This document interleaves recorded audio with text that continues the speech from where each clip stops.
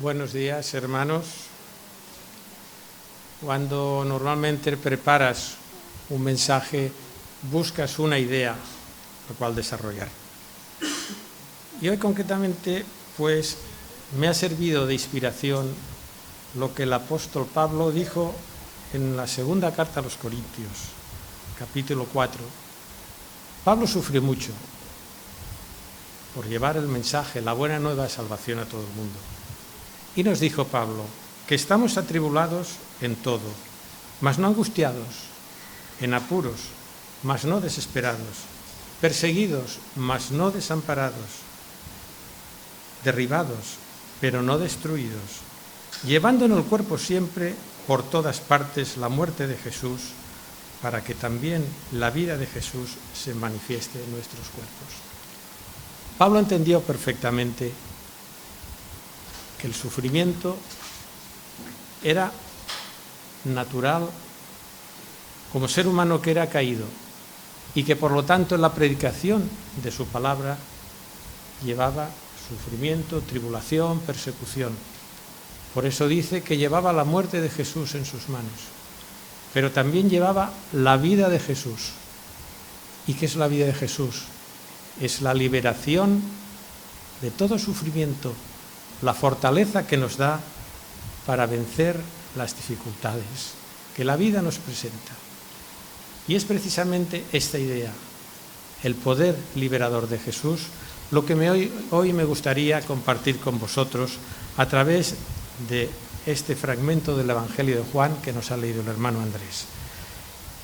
Y he encontrado 3 puntos que creo que nos van a dar un poco la idea de lo que es este poder liberador de Jesús. El primer punto es el amor al ser humano manifestado en el poder de Jesús. El segundo tema sería la rebeldía del ser humano frente a este poder de Jesucristo. Y finalmente el tercer punto sería la filiación divina como base del poder de Jesucristo. Vamos pues a desarrollar el primer punto, el amor al ser humano que lo manifiesta Jesucristo en su poder. Los capítulos 5 y 6 del Evangelio de Juan presentan con mucho más énfasis que los sinópticos las razones del firme rechazo que Jesucristo sufrió por parte del pueblo, de los judíos y también de gentiles.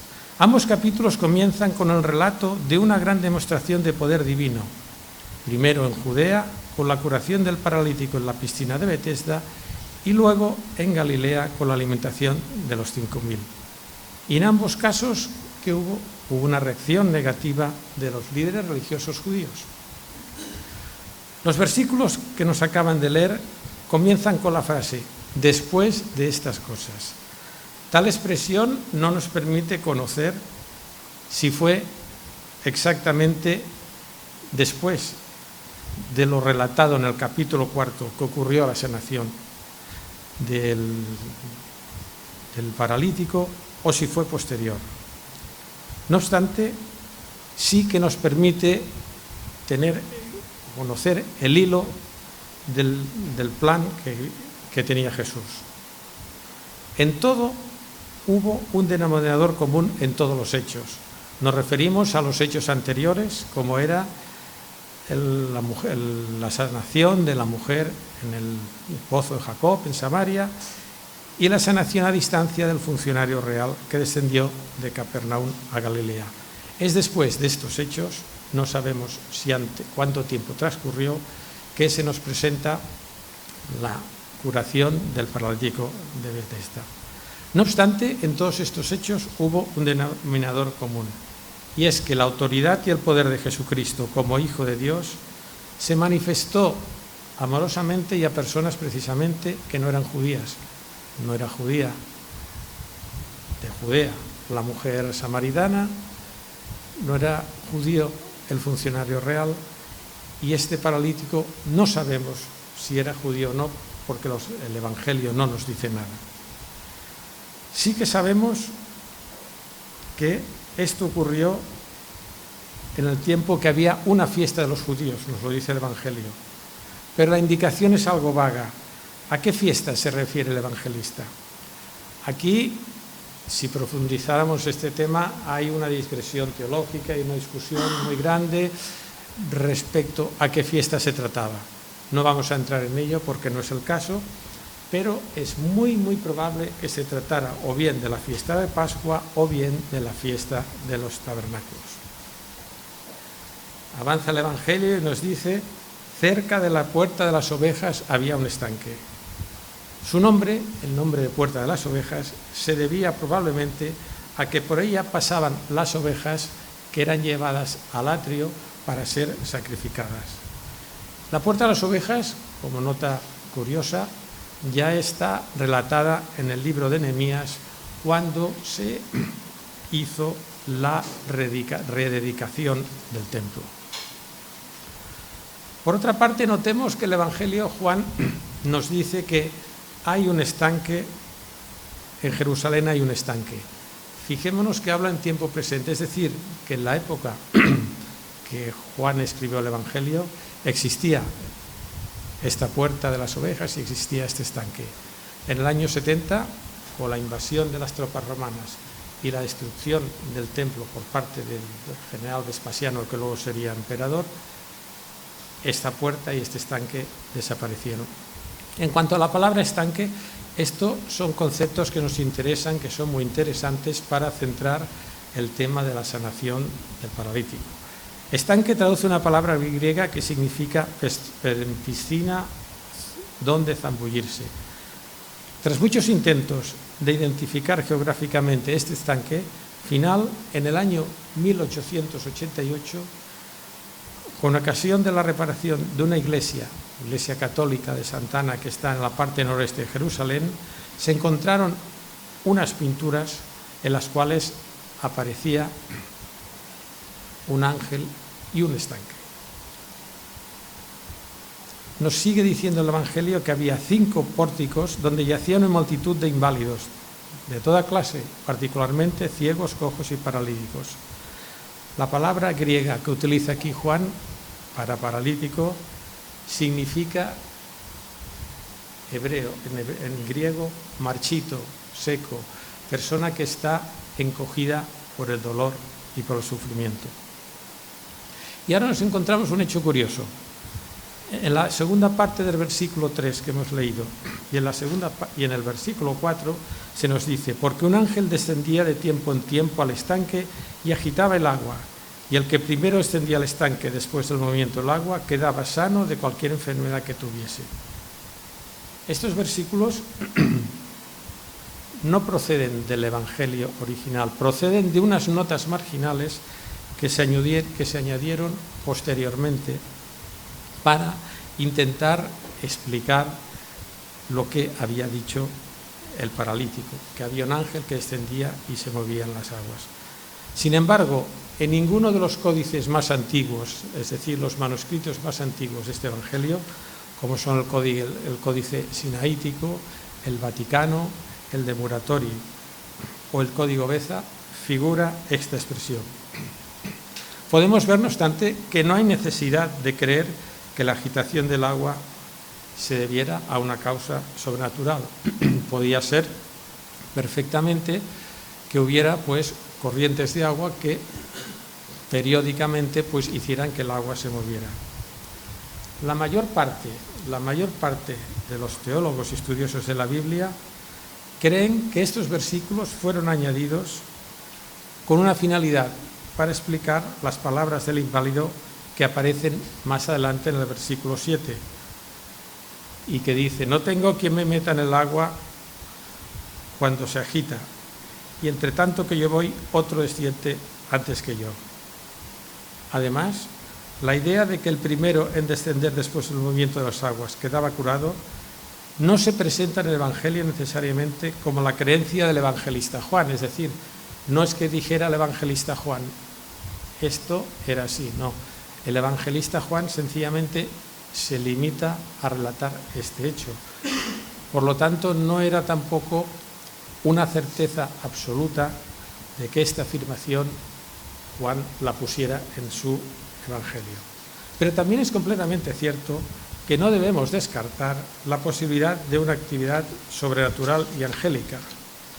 En los días del ministerio terrenal de nuestro Señor, las manifestaciones angélicas aparecen una y otra vez, y poderes y fuerzas poco comunes representan un importante papel. Recordemos, por ejemplo, la visita del ángel a Zacarías, la anunciación a María, el anuncio de los pastores del nacimiento del Belén del Mesías. Pero lo más importante del relato es que el evangelista Juan focaliza su atención no en las propiedades milagrosas, curatorias del agua, sino en Jesucristo. Debemos ser bien conscientes que el milagro que aquí ocurre no es atribuible a ninguna calidad o cualidad medicinal de las aguas, sino que es debido única y exclusivamente al poder sanador de Jesucristo. Fijémonos también que cuando Jesús sana a este hombre no hace ningún uso del estanque.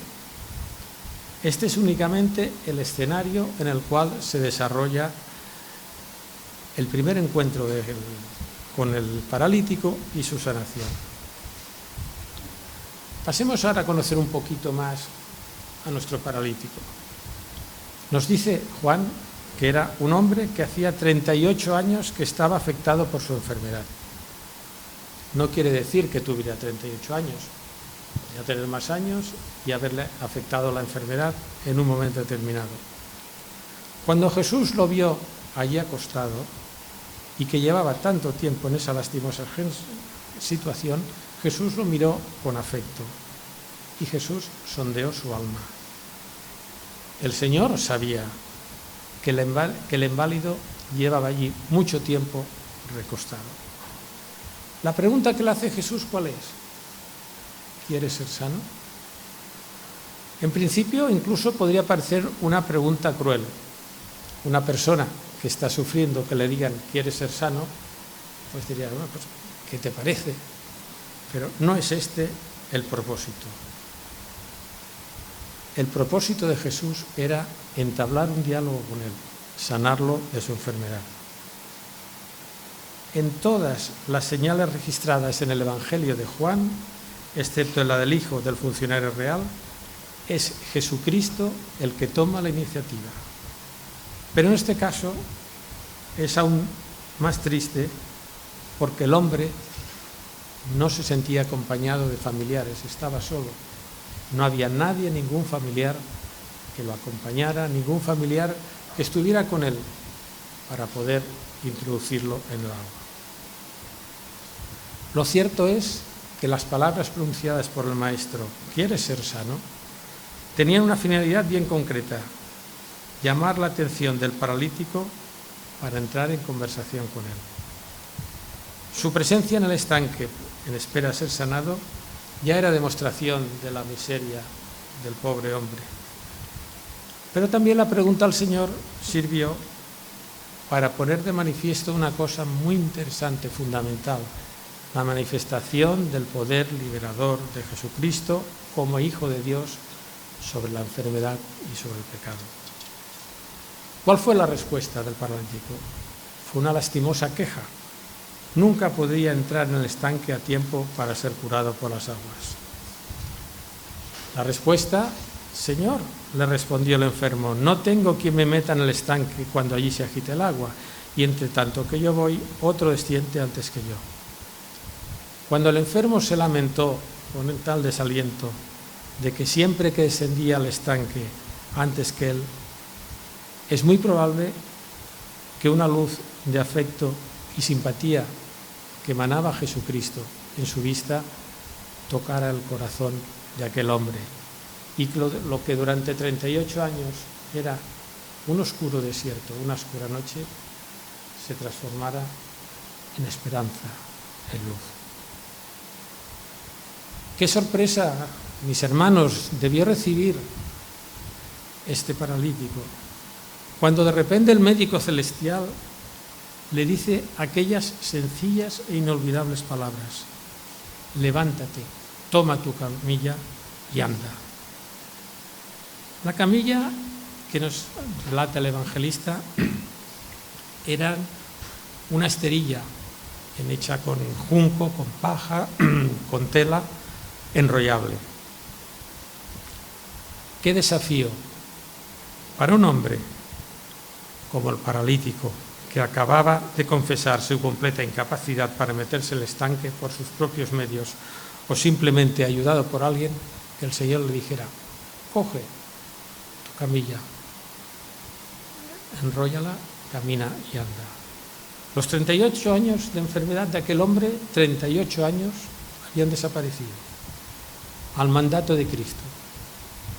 Y sin embargo, curiosamente, el paralítico aún no sabía quién es el que le había dicho esto. Nos dice el Evangelio: el instante aquel hombre fue sanado, obedeció y quedó curado, como dice, inmediatamente. Precisamente la expresión inmediatamente, al instante, manifiesta la intención del evangelista de enfatizar el carácter completo y repentino de la curación. Una vez más, mis hermanos, el poder de Dios y su autoridad aparecen claramente reveladas en este hecho. El poder de Jesucristo se manifestó en forma de amor y misericordia hacia este paralítico, curándolo de su enfermedad física primeramente. Pero es que iba más allá este amor de Jesucristo. Él iba a la sanación total de la persona, y la sanación total de la persona no solamente se limitaba a sanar su cuerpo, sino también a sanar su alma. Yo pienso, mis hermanos, en este punto, cuántas dificultades tenemos aquí hoy. Ha habido hermanos que han abierto su corazón ante el Señor y han manifestado sus sentimientos de dolor, de sufrimiento, de angustia. Pero pienso también en el poder liberador de Cristo, ese poder que al apóstol Pablo, cuando estaba angustiado, no estaba atribulado. Cuando estaba derribado, no lo destruyeron. Estaba en apuros, pero no desesperado. ¿No es verdad, hermanos, que todos tenemos dificultades? Cierto es que muchas contrariedades de muchos hermanos son muy fuertes, son muy grandes. Pero el Señor los sostiene. El Señor nos sostiene a todos nosotros, los que tenemos fe y creemos en Él. Y aunque estemos atribulados, no nos derribará nunca la tribulación ni la angustia. Aunque estemos a punto de dejarlo, tirar la toalla porque estamos hartos, no somos destruidos. Siempre hay el amor liberador, consolador del Maestro, del Mesías, de Jesucristo, que nos sostiene y nos ayuda. Vamos ahora a meditar un poco sobre un aspecto del ser humano negativo, es decir, del que no confía al Señor. Sería el segundo punto, la rebeldía del ser humano frente al poder liberador de Jesucristo. La sanación que Jesucristo había realizado, primeramente física y luego espiritual, tenía una segunda intención. Iba mucho más allá por parte de Jesucristo. Jesucristo, fijaos, mis hermanos, ¿cuándo lo sanó? No lo sanó un día cualquiera, lo sanó un sábado. Diciéndolo expresamente, levántate, coge, toma tu lecho y anda. No le dijo sencillamente, levántate y anda, no, levántate, coge tu lecho y anda. Y esto para los líderes judíos, representados principalmente por la secta farisea, era una afrenta, era una transgresión de la ley. Y Jesucristo para ellos era el culpable de esta transgresión por haberle dicho esto al paralítico. Cuando los judíos dijeron al hombre que había sido curado, oye, es día de reposo, no te es lícito llevar tu camilla. Sin lugar a dudas, los judíos se referían a lo expresado por Dios en el libro de Éxodo, 6 días trabajarás y harás todas tus obras, mas al 7º día es reposo para Jehová tu Dios. No hagas en él obra alguna, tú, ni tu hijo, ni tu hija, ni tu siervo, ni tu criada, ni tu bestia, ni tu extranjero que está dentro de tus puertas. Ciertamente que Dios lo había prohibido, pero lo que Dios prohibía era sencillamente los trabajos encaminados a hacer negocios, a ganar dinero, sencillamente esto. Pero los fariseos habían añadido a la ley de Dios su propia casuística moral y las correspondientes restricciones rabínicas, especialmente en lo referente al día de reposo.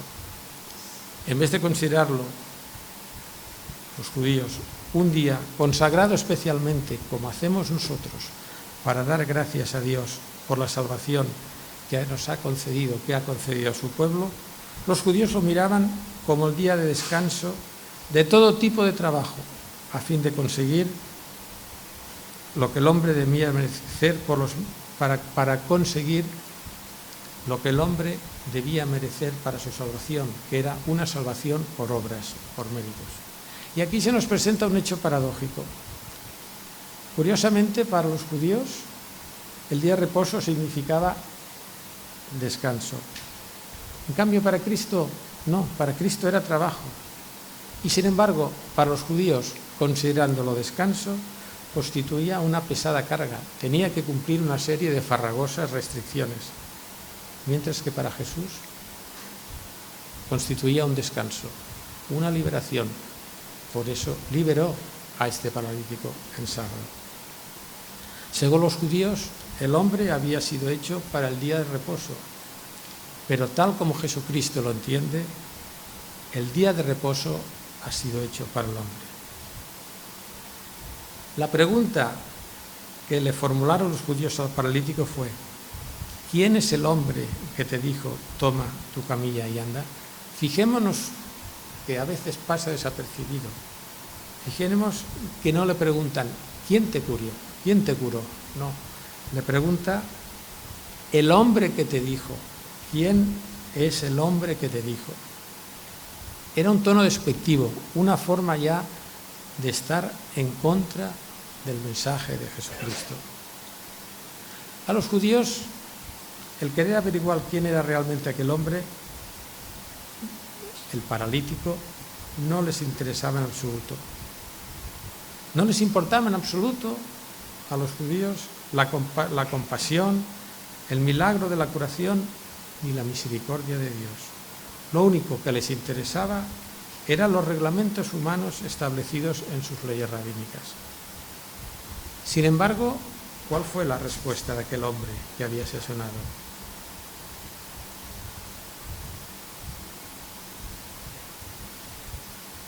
El hombre no pudo ayudarlos, no supo decirles quién había sido, porque aún no conocía a Jesús. El milagro había ocurrido tan rápidamente que Jesús había desaparecido entre la multitud antes de que el hombre pudiera enterarse de quién había sido el que lo había sanado. Por eso respondió, el que me sanó, él mismo me dijo, toma tu camilla y anda. Su razonamiento, el razonamiento que debió de tener el paralítico era: uno que realiza una obra tan grande que consigue curar mi parálisis, sacarme de mi parálisis después de 38 años, concediéndome instantáneamente la curación, ha de tener plena autoridad incluso en día de reposo. Era un pensamiento y un razonamiento normal. Pero debido a su gran celo en el cumplimiento de la ley, los judíos llegaron incluso a olvidarse del carácter ridículo de esa pregunta: ¿quién es ese hombre que te ha curado?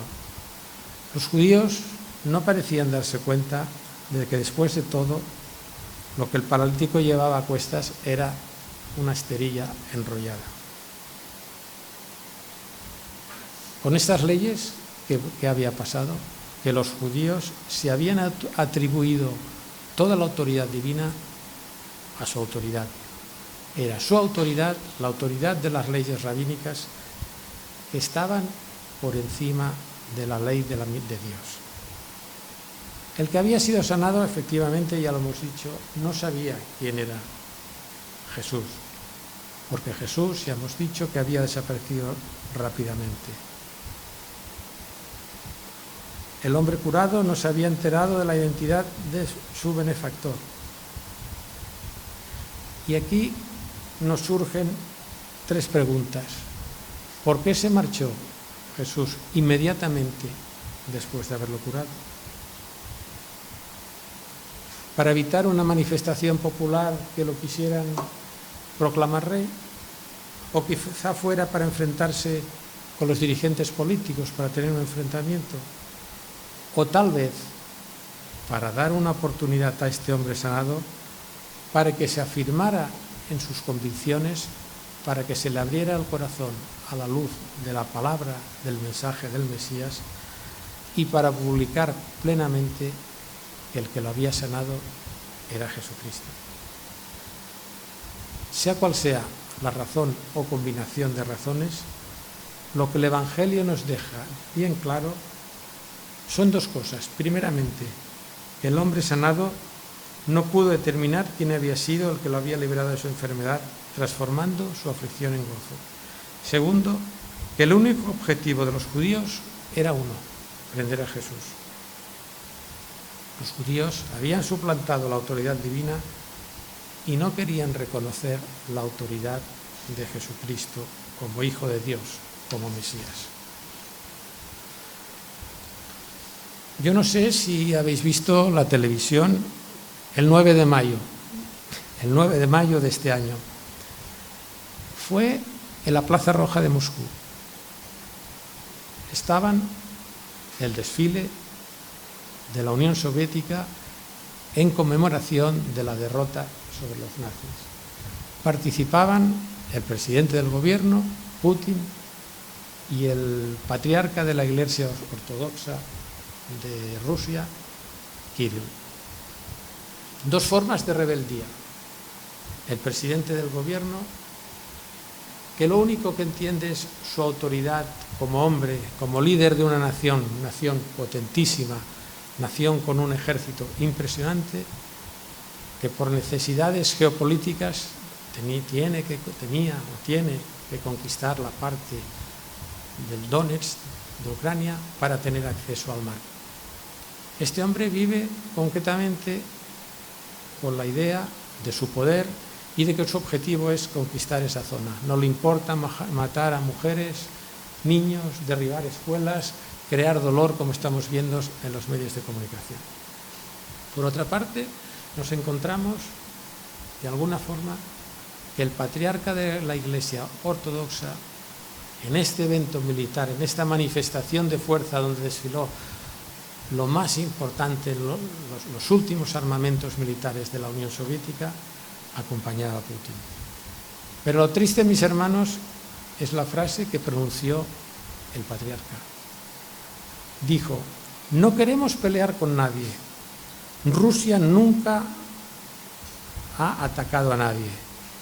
Es sorprendente que un país grande y poderoso nunca haya atacado a nadie, solo ha defendido sus fronteras.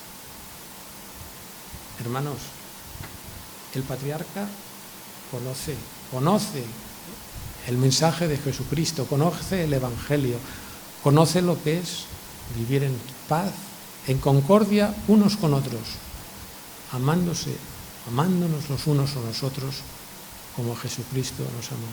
Pero sin embargo, él no lo vio así. Él no lo vio así. Él tenía una rebeldía que quizá ni era consciente de ello, o no es consciente de su corazón frente a la autoridad suprema y absoluta de Jesucristo.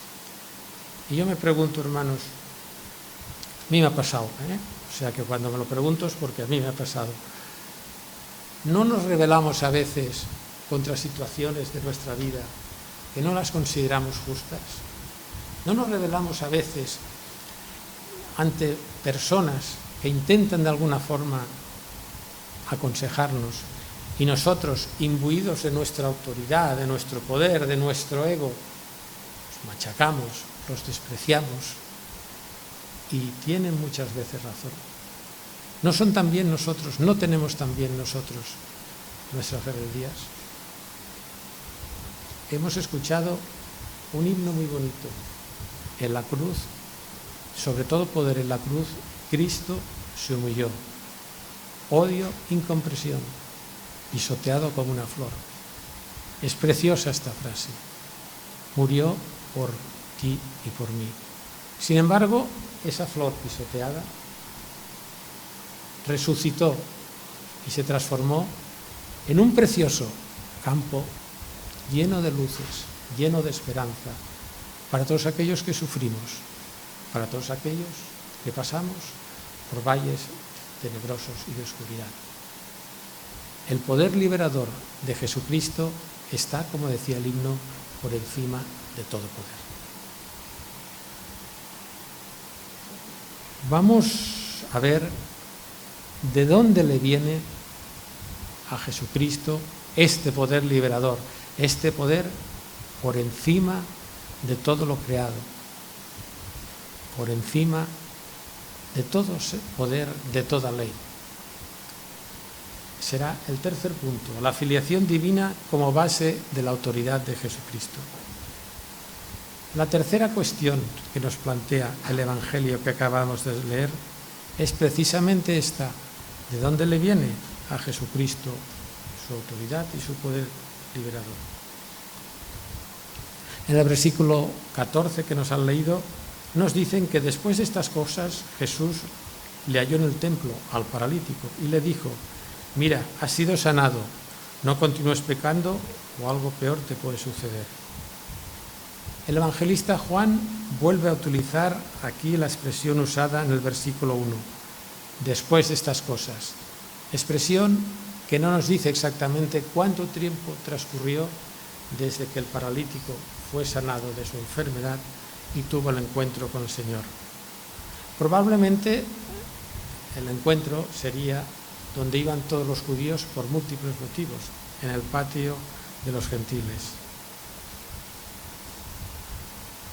Tampoco sabemos con qué propósito fue el paralítico al templo. Había muchas razones y motivos por las cuales los judíos iban al templo y pertenecían y estaban allí un rato. Por otra parte, se puede comprender muy claramente la razón por la que Jesús continuó obrando en el paralítico su sanación, la sanación total. En todo el relato no se dice nada acerca de la manifestación de algún cambio espiritual de este buen hombre. Solamente se nos dice, del versículo 1 hasta el versículo 13, que fue curado de su enfermedad. El cuerpo le había sido sanado, por lo tanto, no era nada de extrañar que en el plan liberador de Jesús estuviera la sanación total del hombre. Jesús pues se dirige a nuestro paralítico y le dice: mira, has sido sanado, no peques más o algo peor te puede suceder. No peques más en presente. Lo podemos traducir como un gerundio. A partir de ahora, no continúes pecando. Antes de su curación, este hombre, el paralítico, estaba sin reconciliarse con Dios. Jesús lo sabía. Por ello le advierte que a partir de ahora no continúe pecando o algo peor que la enfermedad física le podía sobrevenir. En ningún momento, y aquí se ha malentendido muchas veces esta frase, en ningún momento el Evangelio contiene ni una sola palabra que hiciese referencia a que si volvía a pecar le sobrevendría una enfermedad física. Era una costumbre muy extendida entre los judíos que si pecabas te podía sobrevenir una enfermedad, incluso achacar las enfermedades que padecían muchas personas al pecado. Sin embargo, Jesucristo mismo manifestó clarísimamente en el Evangelio de Juan, en los versículos del 1 a 3, que esto no era correcto. Nos dice estos versículos: al pasar Jesús vio a un hombre ciego de nacimiento y le preguntaron sus discípulos diciéndole: Rabí, ¿quién pecó, este o sus padres, para que haya nacido ciego? Respondió Jesús: no es que pecó este ni sus padres, sino para que las obras de Dios se manifiesten en él. Al ordenar al paralítico Jesús que no pecara más, se estaba refiriendo a algo mucho más grave que la enfermedad material. Se estaba refiriendo al pecado como desobediencia a Dios y las terribles consecuencias que ello traía. Con gratitud de corazón, el hombre sanado se fue y fue a avisar a los judíos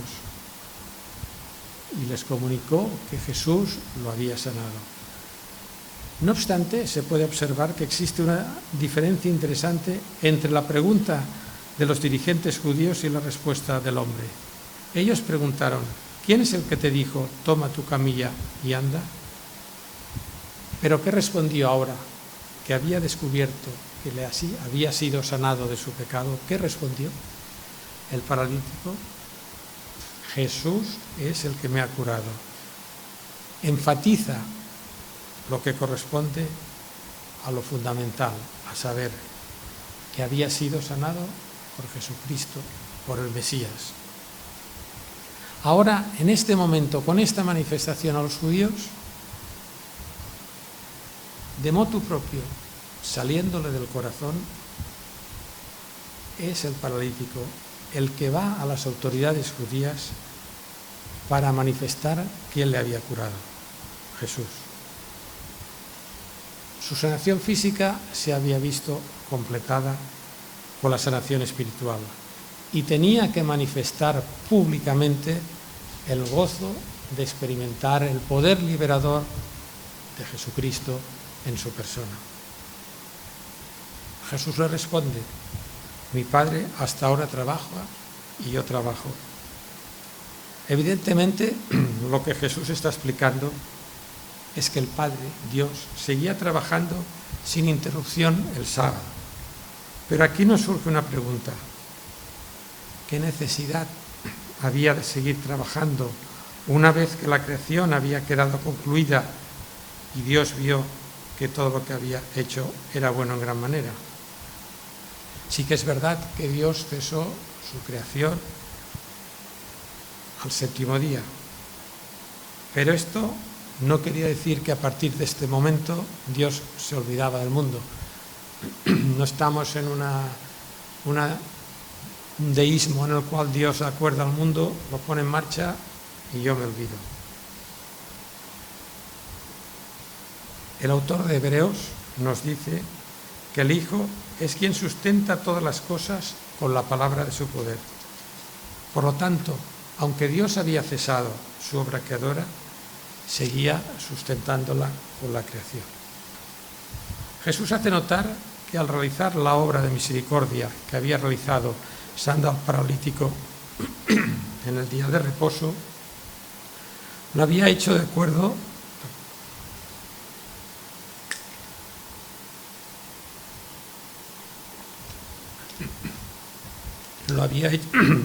de acuerdo con el mandato que había recibido de su Padre. Al manifestar los judíos que la esencia del día de reposo era el descanso y que por tanto toda forma de trabajo contravenía la ley de Dios, estaban los judíos acusando a Dios de violar el día de reposo, porque Dios trabaja también el sábado. Si el Padre está desarrollando una obra de preservación y redención del universo constantemente, ¿cómo no iba el Hijo a hacer lo mismo, dada la íntima relación existente entre el Padre y el Hijo? Al fin y al cabo, el Padre y el Hijo realizan una misma obra. Por eso Jesús les respondió: mi Padre hasta ahora trabaja y yo también trabajo. Mi Padre ahora trabaja y yo también trabajo. Con esta frase toda la autoridad de Jesucristo como Hijo de Dios es manifestada a las autoridades judías y es manifestada constantemente al mundo a través de su Evangelio. Mi Padre hasta ahora trabaja y yo también trabajo. La sanación física y espiritual de este hombre son una muestra del plan de salvación de Dios que es llevada a término por su Hijo Jesucristo. Finalmente, los versículos que hemos leído nos dice: por esto los judíos aún más procuraban matarle, porque no solo quebrantaba el día de reposo, sino que también decía que Dios era su propio Padre, haciéndose igual a Dios. El tiempo verbal, aún más procuraban matarle, de esta oración, hace referencia a una actividad hostil constante. Los judíos se habían propuesto eliminar como fuera a Jesucristo. Con esta manifestación de Jesucristo como Hijo de Dios y por tanto dotado de toda autoridad divina y humana, el deseo de las autoridades judías de aniquilar al Mesías adquiere un dramático giro. Tras la manifestación de Jesucristo como Hijo de Dios, las autoridades judías no solo intentarán matarle porque no respetaba el sábado, este era un motivo secundario, sino porque se había hecho igual a Dios. La rebeldía de unos líderes judíos frente a la autoridad total y absoluta del Mesías. Me gustaría, a raíz de este punto, compartir con vosotros la experiencia de una persona que ya falleció, que vivió en este siglo. La chica se llamaba Chiara Corbella. Era una muchacha romana que nació en el año 1984. A los 18 años conoció a un chico al que sería su marido, Enrico. Tras 4 años de noviazgo, lo que pasa muchas veces que los hombres nos arrugamos, nos da miedo liarnos la manta a la cabeza y lo dejó.